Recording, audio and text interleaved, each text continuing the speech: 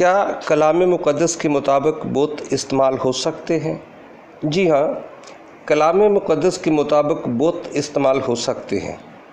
خدا نے ہر قسم کے بت بنانے سے منع نہیں کیا ہے۔ خدا نے صرف ان بتوں کو بنانے سے منع کیا ہے جن کو غیر اقوام خدا کا درجہ دیتے تھے، جو ہزاروں کی تعداد میں تھے۔ کلام مقدس میں کثرت سے ان کا ذکر ملتا ہے، مثلاً بال دیوتا، بال فور، بال معاون، مولک دیوتا، تبوز دیوتا، داجون دیوتا، رمون دیوتا، سونے کا بچڑا، استارات دیوی اور ارتمس دیوی وغیرہ۔ غیر اقوام لوگ ان کو خدا مانتے اور خدا جیسی صفات سے نوازتے تھے، اس لیے خدا نے بنی اسرائیل کو ایسے بت بنانے سے منع کیا تھا۔ خروج کے 20 باب میں مدرج 10 احکام میں سے پہلا حکم انہی بتوں کے بارے میں ہے کہ کسی بھی چیز کا بت بنا کر اس کی الہی پرستش نہ کرنا۔ کلام مقدس کے مطابق الہی پرستش کے علاوہ دیگر مقاصد کے لیے بت بنائے جا سکتے ہیں۔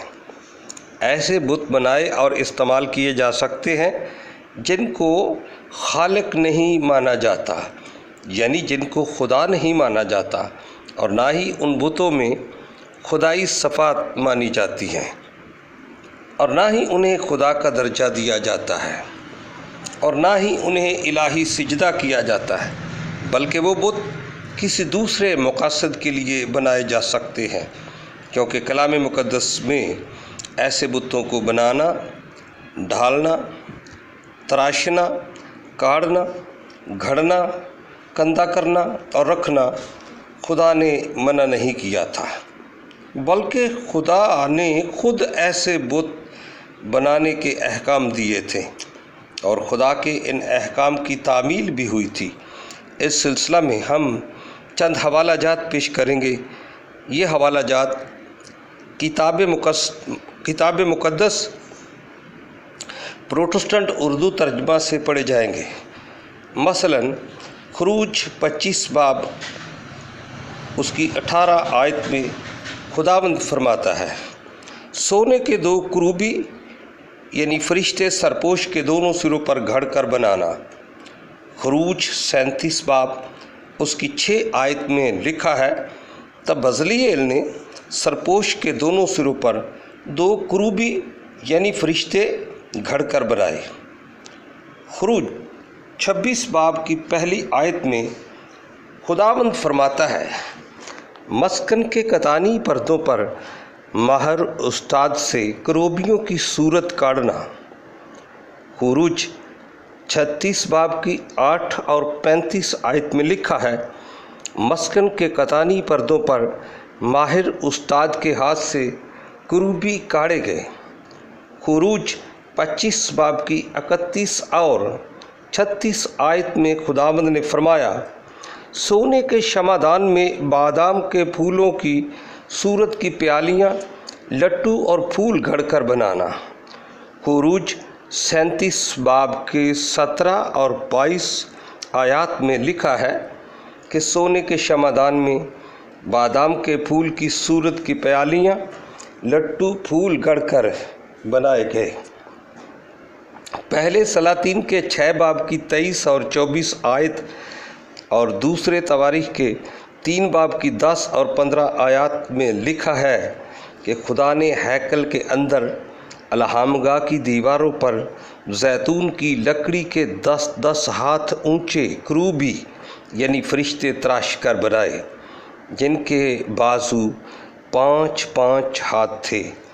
پہلے سلاطین کے 6 باب کی 18 سے 29 آیات میں لکھا ہے کہ ہیکل کی دیواروں پر پھول اور لٹو بھی کھدے اور کندہ کیے گئے، کھجور کے درخت کی صورتیں بھی کندہ کی گئیں۔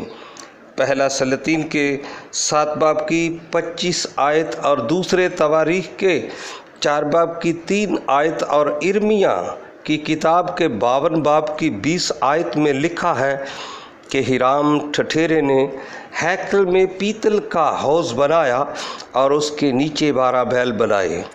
پہلے سلاطین کے 7 باب کی 29 اور 36 آیات میں لکھا ہے کہ ہیرام ٹھٹھیار نے ہیکل میں 10 کرسیوں کے اوپر کروبی یعنی فرشتے، بیل، شیر اور کھجوروں کے درخت کندہ کیے۔ گنتی کی کتاب کے 21 باب کی 8-9 آیات میں لکھا ہے کہ خدا کے حکم سے بزرگ موسیٰ نے پیتل کا ایک سانپ بنا کر اسے ایک بلی پر لٹکا دیا۔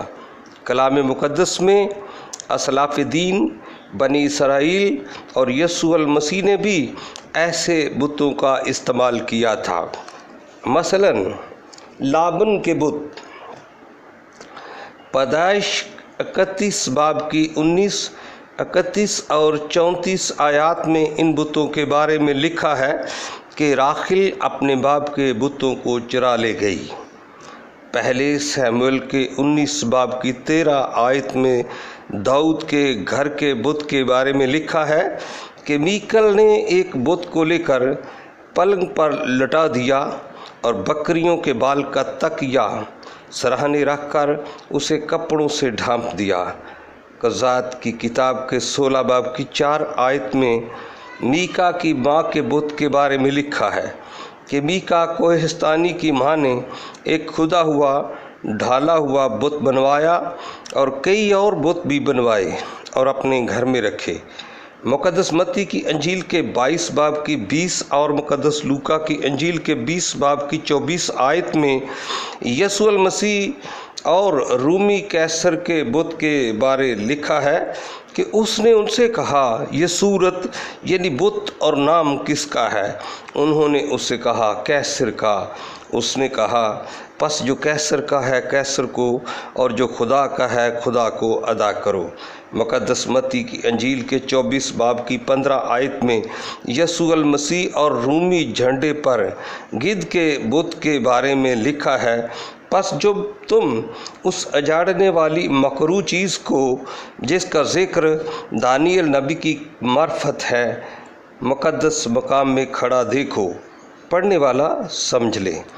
یہ اجاڑنے والی مکروہ چیز رومی جھنڈوں پر گدھ کی تصویر یا بت بنا ہوتا تھا۔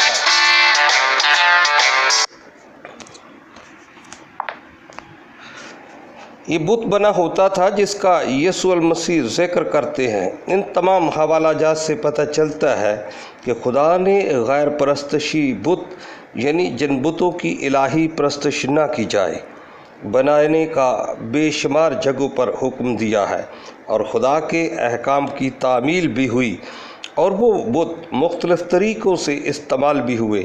خدا نے خیمہ اجتماع میں اور ہیکل میں فرشتوں، بیلوں، شیروں، درختوں، پھولوں اور دیگر چیزوں کے بت بنوائے جن کے استعمال کے مقاصد ہی اور تھے، جبکہ 10 احکام کے پہلے حکم کا مقصد بت بنا کر اسے الہی درجہ دینے کی ممانعت کی گئی ہے، نہ کہ دیگر مقاصد کے لیے بت کے استعمال سے منع کیا گیا ہے۔ گویا اگر کسی بھی چیز کا بت باعث خوبصورتی، باعث یادگار، باعث نشان، باعث رہنمائی، باعث عزت و تعظیم اور باعث درس و تدریس بنایا جائے تو یہ خدا کے پہلے حکم کی خلاف ورزی نہیں ہے۔ اور اگر قدیم اقوام کی طرح کسی بھی بت یا تصویر کو خدا سمجھا جائے تو پھر بت پرستی ہے۔ کسی بھی دوسرے مقاصد کے لیے بت کا استعمال کرنا خدا بالکل منع نہیں کرتا۔ اگر بتوں کے استعمال کا یہ عمل غلط ہوتا تو خدا کبھی بھی بزرگ موسیٰ کو عہد کے صندوق پر فرشتوں کے بت بنانے کا حکم نہ دیتا، اور نہ ہی بزرگ موسیٰ بزلیل سے عہد کے صندوق پر فرشتوں کے بت بنواتا، اور نہ ہی خدا مسکن کے پردوں پر فرشتوں کے بت بنواتا، اور نہ ہی ہیکل کی دیواروں پر دراز قد فرشتوں کے بت بنواتا، اور نہ ہی کھجوروں کے درخت بنواتا، اور نہ ہی سلیمان بادشاہ ہیرام ٹھٹھیرے سے فرشتوں، بیلوں اور شیروں کے بت بنواتا، اور نہ ہی لابن اور راخل اپنے گھر میں بت رکھتے، اور نہ ہی داؤد کے گھر میں میکل بہت بڑے بت کا استعمال کرتی، اور نہ ہی میکا کی ماں بت بنواتی، اور نہ ہی یسوع المسیح کیسر کے بت اور رومی جھنڈے کے گدھ کے نشان کو درس کے لیے استعمال کرتا۔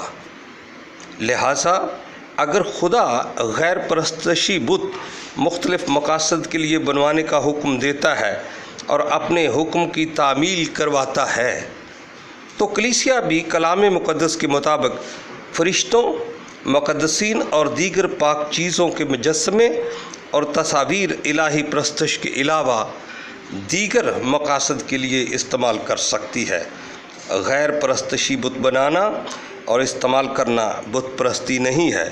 خدا نے صرف کسی چیز کا بت بنا کر اسے خدا ماننے سے منع کیا ہے، کسی دوسرے مقاصد کے لیے منع نہیں کیا۔